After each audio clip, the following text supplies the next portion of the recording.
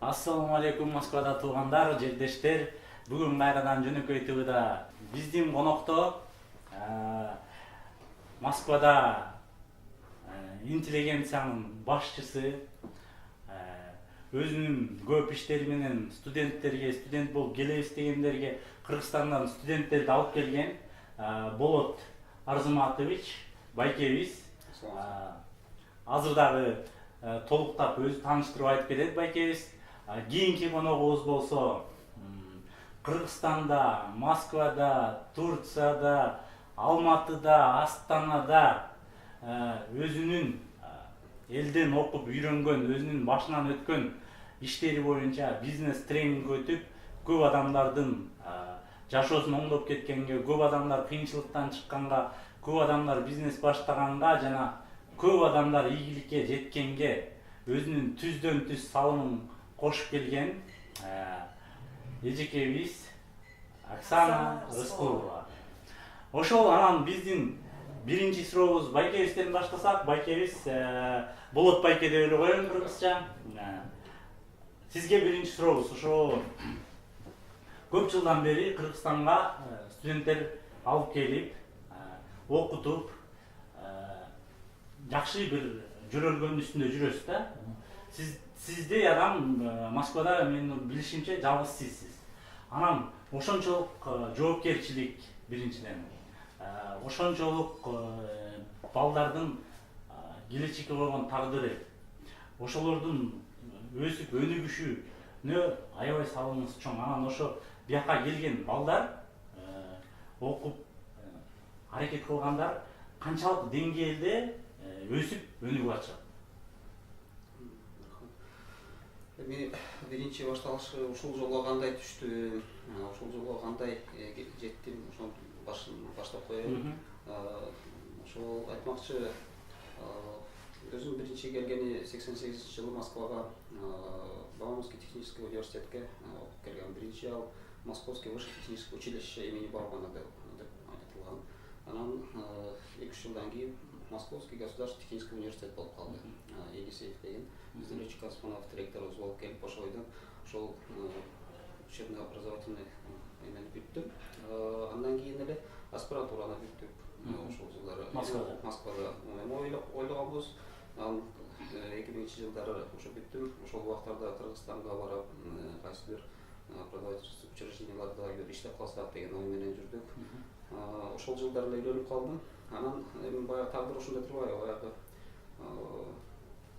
үй бүлөң кайсы жерде болсо ошол жерде жашап калат экенсиң да. Анан Кыргызстанга жол болбой калды, Россияда калып эле ошол бойдон эле гражданствону алып ушул жерде калып калды.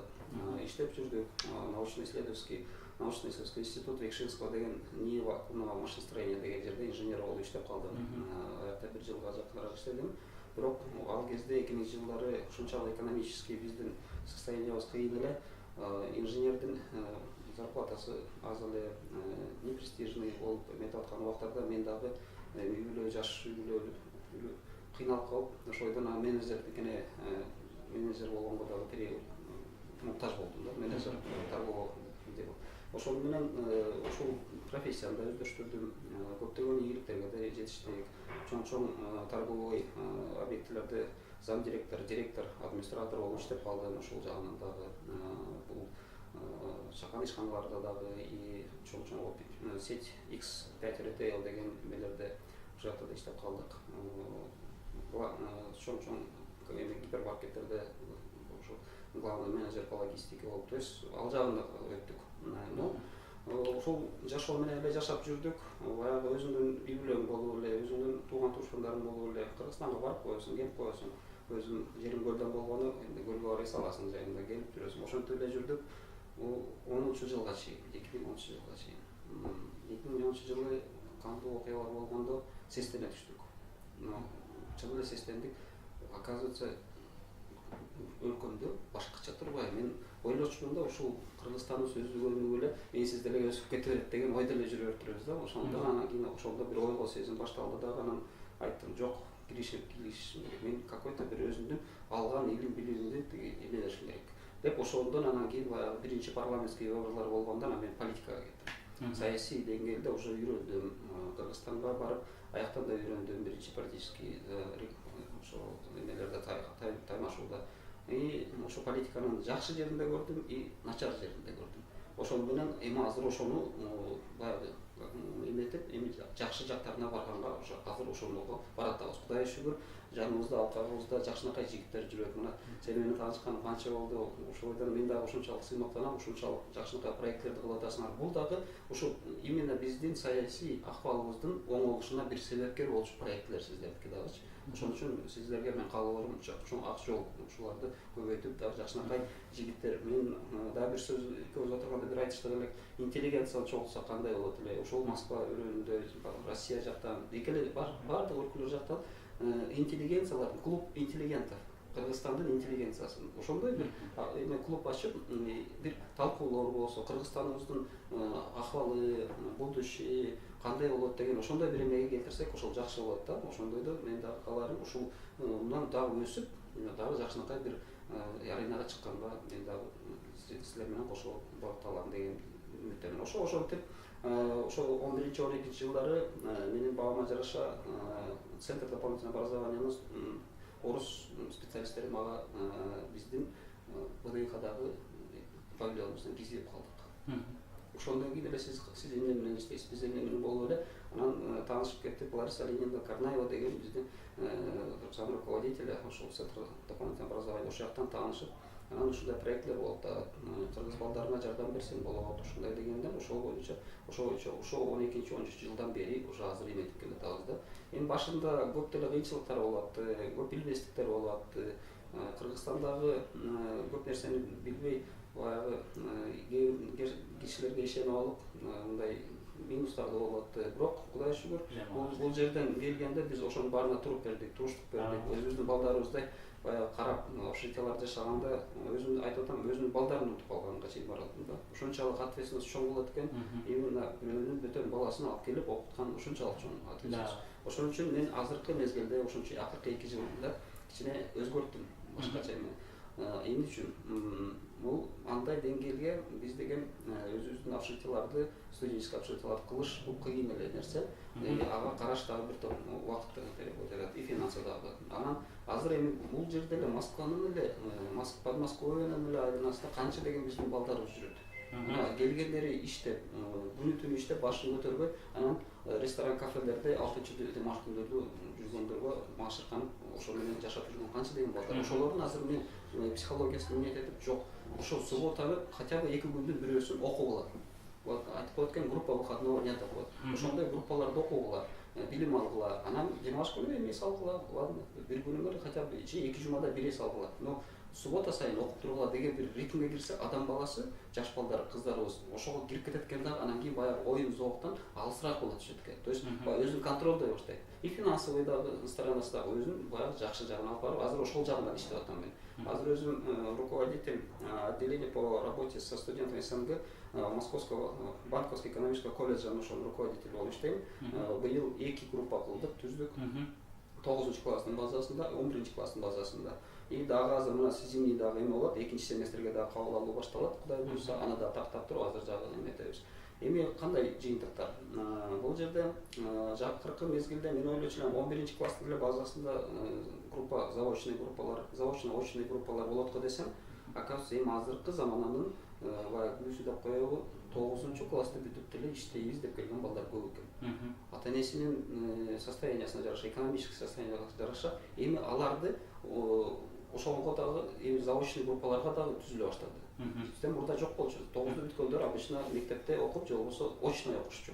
Эми азыр заочный башталды. Мен ушул группаны түзгөнү, алар иштеп, окуп дагы ошого 11 класстагы да болуп калды да. И ошону азыр кетип баратат ошондой проекттер. Бул эмнеси менен плюс болуп атат бир жагынан. Балдар 9ду бүтүп окубай койгондор да бар да, азырчы мен билем ошондойлорду. Жүрөт эметепчи, окуй эле.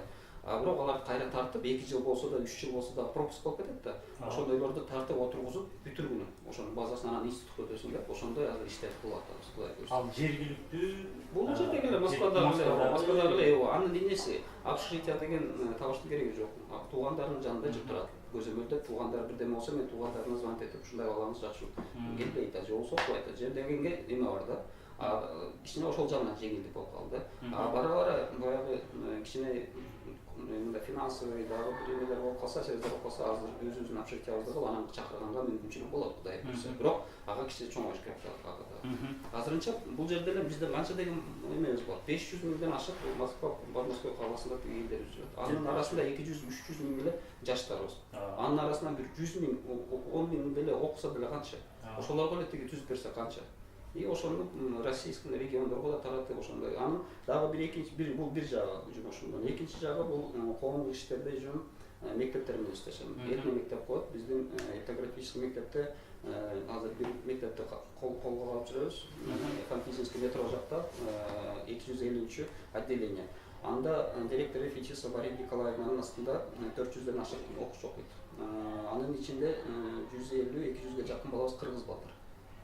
Вот барганда Бишкекте жүргөндөр болсун да, айылында көп балдарыбыз менен бардык, жаштаган эмелерди биз да кылдык, мероприятияларды 9-чу майга карата. Ошондо эми жаш балдарыбыз, кыргыз балдар чуркап жүрөт да, мындай айтачы, кыргызча сүйлөп, орусча сүйлөп, тиякта бүткүл дүйнө жүзүнөн келген элдер окуйт да, балдар. И атмосфера ошончалык жагымдуу, бири-бирин сен дегендей, сен мындайсың деген эме вообще жок да. И изейлер да ошончалык кыракы кишилер да. Окуп аткан жакта 150 кыргыз бар дедиңиз, аяк жаты окшабы? Алар ата-энелер окшоп калды. Уже турукташып, отурукташып калган, келген мигранттардын эле балдары. Жок, балдар жаты окуйбу, жаты. Жок, алып кетип, бул государственный школа, ошонун эле базасында этношкола деп койгон, бул школа русского языка деп коет. Эгер тилди билбей келген балдар болсо, бир жыл аларды адаптационный эмеден өткөрүшөт. Окуданчы, бир жыл. Анан ошондо даже айтып коет, мына Вьетнамдан келген, реально Вьетнамдан келген балдарды бир жылдын эмесинде тургузуп коюп, орусча сүйлөп, ана бесплатный жана государственный школага өтүп кетишет да. Ошондо эле калкагында же болбосо сертификат берип, башка мектепке барып окусам да болот да, Москвага. И азыр менин политикам ошондой болуп атат.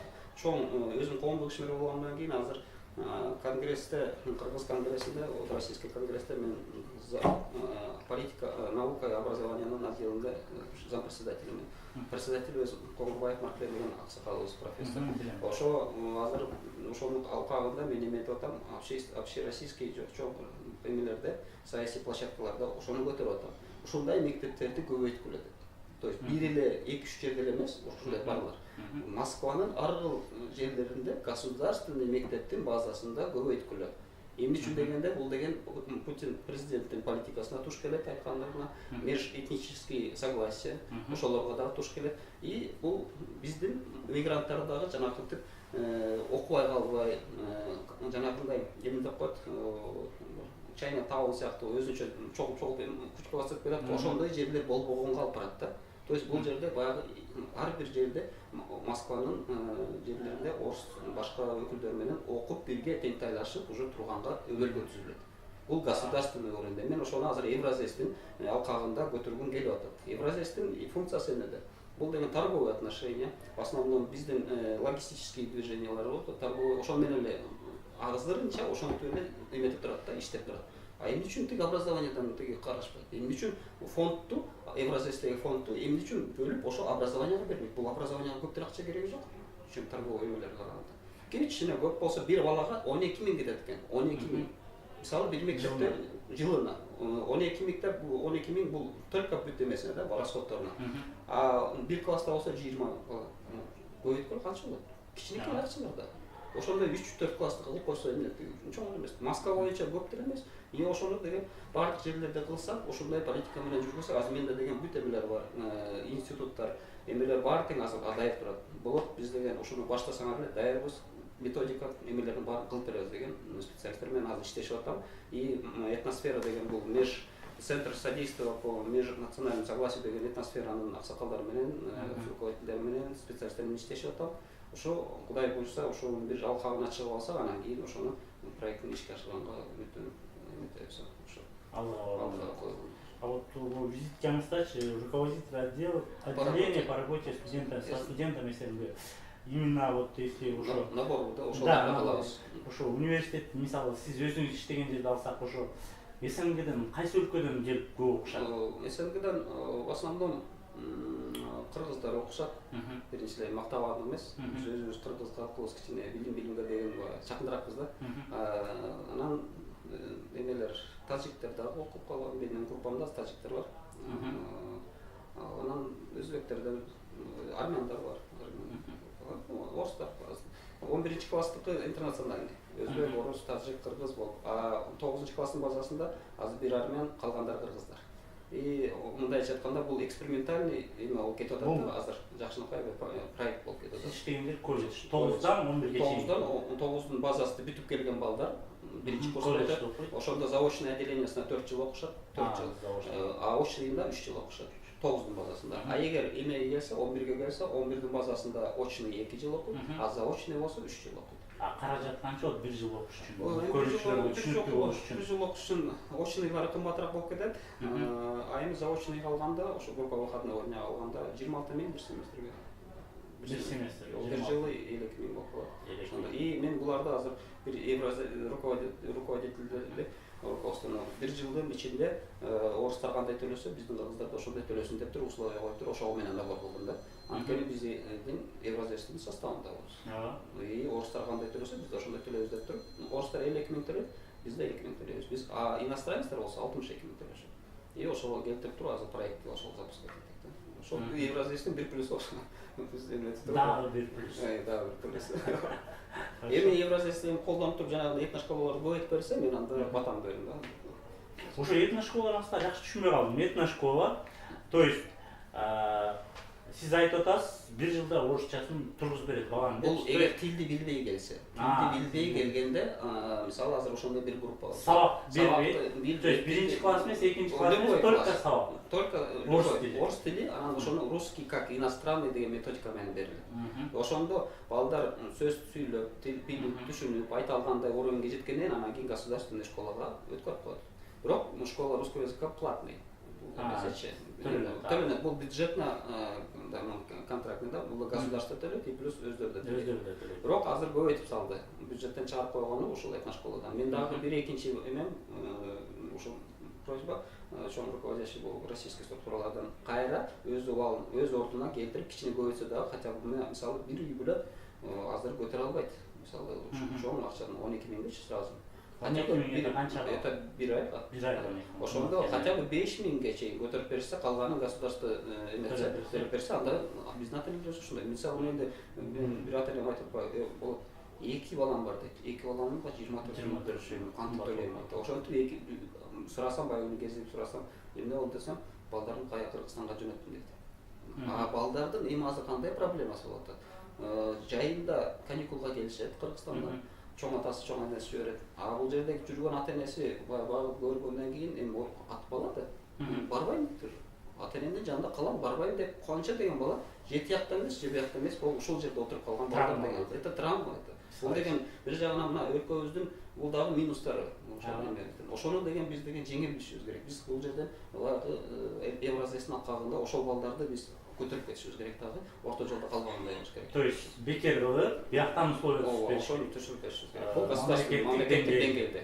Ал үчүн эмне кылыш керек эми? Ал үчүн Евразиясынын алкагында чоң правительство, межправительственный соглашениялардын алкагында иш жүргүзүш керек. Бул жерге деген эмелер диаспоранын өкүлдөрү келиш керек, миграциянын өкүлдөрү келиш керек, посольствонун өкүлдөрү келиш керек, Кыргызстандан келиш керек, российский государственныйлер келиш керек, эксперттер келиш керек. И ошонун алкагында иштерди жүргүзүп туруп, анан кийин мына баары тең жакын арада болбой турган иш экен да, мончанын баарын чогултуш эми ошого эми кетип баратат акырынан.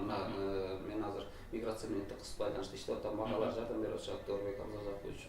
Кудай шүгүр, Гүлбаршын Байымбетова деле мындай кол кабыш кылып, советтер менен эметип, жакын арада эми Мир телеканалынан да келет, Кудай көрсө, алар менен дагы ушундай проектлерди көрсөтүп тоже чыгарабыз. То есть колунан келишинче кылып атышат. Эми бул жерде департамент образования Москвадан эле эми баягы шагы калды. Алар кандай айтышса ошого карата болот. Эми бирок ойлойм, биз деле мына мен общероссийский кыргызский конгрессте бул деген Россия боюнча 52 региондордо представительстволорубуз бар. Российский общероссийский кыргызский конгресс эмеге чейин чыккан. Госдуманын представитель эмесине чейин кетишти. Ассамблея народов Россияда жүрөт. Ассамблея народов Европада жүрөт. Представляете, по делам националистов ошого чейин уже эмелер кетип баратат. Ошол үчүн биз азыр чыгып площадкаларда эметишибиз керек, түртүшүбүз керек ошо. Ошол иш менен азыр алекпиз. Рахмат сизге. Кийинки маегибизди Оксана Рыскулова эжекебизге урсак. Оксана Рыскулова эжекебиз өзүнүн бир ооз өзүңүздү тааныштырып, анан тренингтериңиз боюнча кичине кыскача айта кетсеңиз, анан ошондо бизде өзүбүздө мен билгенден Москвадагы көп адамды кызыктырган суроолор бар, ошолорду андан кийин айтты. Амансыздарбы? Ошол жөнөкөй тылы деп аябай жакшы ачыпсыздар. Себеби өзүңдү да жөнөкөй мындай эркин сезет экенсиң. Анан ошол ачкан YouTube каналынан көрсөтүп атасыздар да? YouTube каналынан соцсеттерден аябай көбөйө берсин, бүт кыргыздар көрүшүн каалайт элем. Себеби биз билим менен гана адамдын аң сезими менен жашоосун өзгөртө алабыз. Ошон үчүн ушул нерсеге дагы байсалды жол каалайм. Анан менин аты жөнүм Оксана Рыскулова. Мен ушул 1 жылдан бери өзүмдү түрдүү бизнестерде өзүмдү сынадым дагы. Анан жакшы акча таап аткандан кийин менин максатым жөн эле акча табуу эмес экенин түшүнүп, анан өзүмдүн миссиям деп же болбосо өзүмдүн күчтүү тарабым деп ушул окуган нерселеримди элге берүүгө, кыргыз тилинде жөнөкөй кылып түшүндүрүүгө белсенип, ушул 1 жылдан бери ушул ишти баштадым. Өзүмө 1 миллион сомдон ашык акча кетирдим, окуп үйрөнүп. Анан ар бир эле кыргыз жараны, кыргыз баласы, кыргыз кызы айылдан чыккан. Ушул нерсени түшүнүп, ошол нерсени кетире албай калышы мүмкүн. Ошон үчүн мен ошону жөнөкөй кылып, ошончо акча кетирбей туруп эле түшүндүрөйүн деп ниет кылдым. Анан азыр айрыкча ушул Москва жергесиндеги кыргыз жаштары, деги эле кыргыз адамдардын баары эле ушул тренингке келгенде ыраазы болуп, жакшы ой пикирлерин айтып аткан сайын көкөлөп сүйүнүп атамын туура иш баштаганыма. Ошол негизинен. Биз өзүбүз кичине болсо да тренинг өтүп калганбыз. Азыр өтөбүз. Анан менин жеке оюм, анализди көп кылабыз. Жеке оюм ошо тренинг кылган өзү жакшы иш да, аябай жакшы иш. Анткени ал көп адамды 5 жыл университетте окуп ала албаган нерсени 1 саатта мээсин алмаштыргандай акыбалга алып келип коюшу мүмкүн да. Анан ошол жерден суроо пайда болот да, ошо тренингди көрүүчүлөр капа болбойт деп ойлойм. Бирок кыргыздар акча төлөп тренингке барганга биринчиден даяр эмеспи, же ошо жөн эле же өзүбүздү өтө акылдуу сезгенденби ошого бара бербейбиз да. Анан ошол жагынан сиз ушул направленияда иштеп атасыз. Анан кандай кылып өнүктүрүп кыргыз тилинде, кандай кылып ошо элге да жеткендей каражат, сизге да жеткендей кылган бир ойлоруңуз жөнүндө айтып кетсеңиз. Туура айтасыз, ушул боюнча аябай көп ойлондум. Чын эле ошол көп акчаны кетиргиси келбейт. Же өзүн чындап эле кээ бир адамдар, мен деле билем ал нерсени. Мага акчаны бер, анан ачам мен ошол бизнести, биринчи бер дейт. Анан көрсө дүйнө жүзүндө эң кымбат окуу бул ошол акча табуу боюнча, өзүңдү өнүктүрүү боюнча окуулар эң жогорку кымбат болуп эсептелинет экен. Анан мен бул тренингтерди кимден алдым? Дүйнөгө белгилүү адамдардын өзүнөн алдым. Мисалы, Баятам Кедей атамдын ошол китептин автору Роберт Кийосакинин өзүнөн алдым. Брайан Трейси дүйнө жүзүнө белгилүү, ошол адамдан алдым сабакты. Джон Грей дегенден алдым. Отношения, үй бүлө мамилеси боюнча окудум андан. Анан жакында ошол легендарлуу ошо Ник Вуйчичтин сабагына катыштым. Мак Тайсондун сабагына катыштым. Ошол жерлерден ушунчалык маанилүү экенин түшүндүм. Анан ушул нерсени ойлондум, мен кантип ушул кыргыз элин ойготуш керек. Кыргыз эли өзү эзелтеден ушул бир нерсени тез үйрөнүп кеткен, аябай аракетчилбиз да башка улутка караганда деп ойлоймун. Себеби мен эл аралык деңгээлде окудум, 100дөй адам окуду, анын ичинен 10 эле кыргыз бар болчу. Биздин акча табуу жөндөмдүүлүгүбүз жогору болбосо дагы биздин аткаруу жөндөмдүүлүгүбүз күчтүү болчу, сразу тез бат тийип алчубуз. Анан ушул ишти баштаганымда мага ар түрдүү ойлор келди. Анан Кыргызстанда мен айрыкча жарым саат бекер өтөмүн. кээде 1 саат бекер өтөмүн, кээде 2 саат бекер өтөмүн. Ошол бекер өтүп, ошол нерсени жеткирип, андан кийинки сабактарыма акчасы мынча десем, анан бул керек экен деп туруп жазылышат. Анан көбүнчө бизде баягы акча маселеси болгон үчүн акча табуу жөндөмдүүлүктү арттыртуу, акча деген эмне, бай болгон келеби деген темалар менен тартканга туура келет да. Себеби андан кийин руханий байлык, андан кийин өзүңдү өнүктүрүү ошол темаларды андан кийин адамдар кийинки орунга коюп атышпайбы? Акча биринчи орунда турат. Ошентип баштап атам. Азыркы учурда калп айтпасам, Алматыда, Астанада, Кыргызстанда, Кыргызстандын кээ бир областтарында, шаардарында, Москвада өтүп жүрөсүз да, анан ошол жакта мындай бир активный, ушундай жака бир умтулган каяк болду? Москва менен салыштыра кетсек, Алматы, Кыргызстанды. Москва болду, себеби Москвада кыргыздар көп, анан айлык акысы жакшы, анан бирок ошол айлык акысын кандайдыр бөлүгүн сакташ керек, эгер ийгиликке жетем десе, же болбосо бир бай болом десе, же болбосо өзүнүн бир кичинекей чакан бизнесин ачууну кааласа сакташ керек. Ошол сактоо кыйын болуп, мурда 10 000 рубль таап ошого жашап жүргөн болсо, ошого деле кандайдыр бир деңгээлде жашап жүргөн, жетип аткан. Азыр керек болсо 50, 60, 70, 100гө чейин табышат экен. Анда дагы ошол акчанын баары эле чыгашасына кетип калат экен, ошол акчадан арттырта албайт. Ошон үчүн буларда көбүнчө ошол мен кантип акчамды сактайм, анан мен өмүр бою эле иштеп жүрө бербейм да, кара жумушчу болуп өзүмдүн жумушумду ача аламбы деген ой тилек бар экен да. Ошон үчүн Москвада көп катышышат. Москвада ошол мен каалаган сумманы да берип окуганга даяр адамдар көп, жеке да окуп атышат. Ошол. А вот сиз өзүңүз азыр бөлөк бизнестерди таштап иштеп жүрөсүз дедиңиз да, анан биз да өзүбүз кичине ишкер болгондуктан ошондой бир билбейм эми муну тренер болушту бир хобби кылып өзүңүз дагы бир бөлөк бизнесте баштасаңыз болмок беле, же ушул сизге түрткү берип, ушул бир акча жагынан эмес, бир ички дүйнөңүздө көтөргөн сүйүктүү жумушуңуз болду? Брайан Трейси деген ошол күчтүү тренер келип Бишкекте сабак өттү. Анан ошондо айтат да, эгерде сен дейт бир лотереядан дейт да, кокусунан дейт $1 миллион утуп алдың дейт да. Анан ошол утуп алсаң дейт, сен ушул жумушуңду кыласыңбы деп суроо берди да.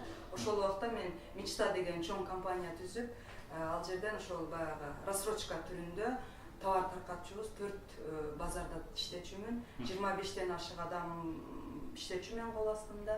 Анан күчтүү инвесторлорду тартканмын, проектти жазып.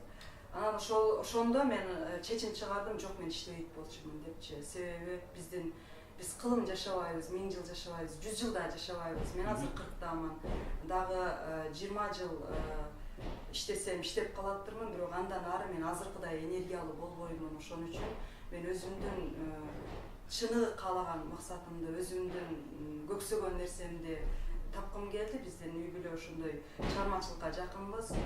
Мен ошол сиңдимдин ырчы болуп чыгышына ага жакшы мотивация бере алганмын.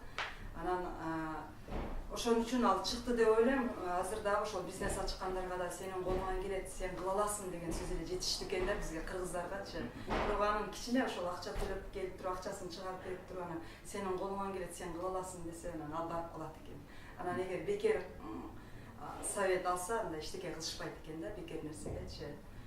Ошон үчүн анан ушуну баштаардын астында ошол мен ааламга же болбосо ааламга эмне бере аламын деген ой туулду менде.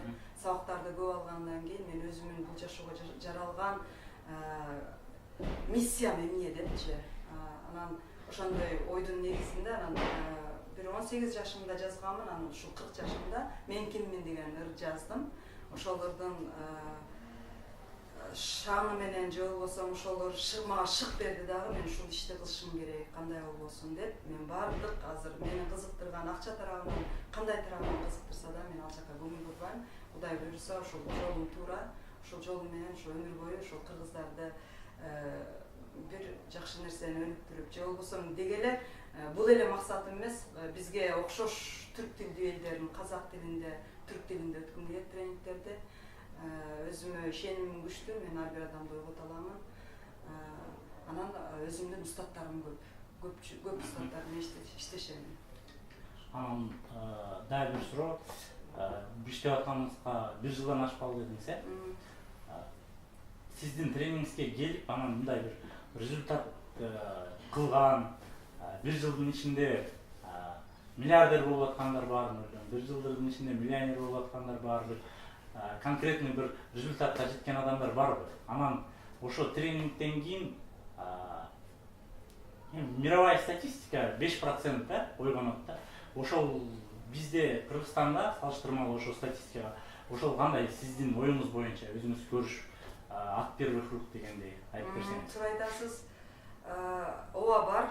Окуучуларым чыгып атат. Азыр күндө мен жакшы каттарды, жакшы ой пикирлерди алып турамын. Ошол нерселер менин дагы туура жолдо экениме дагы ишеним берет.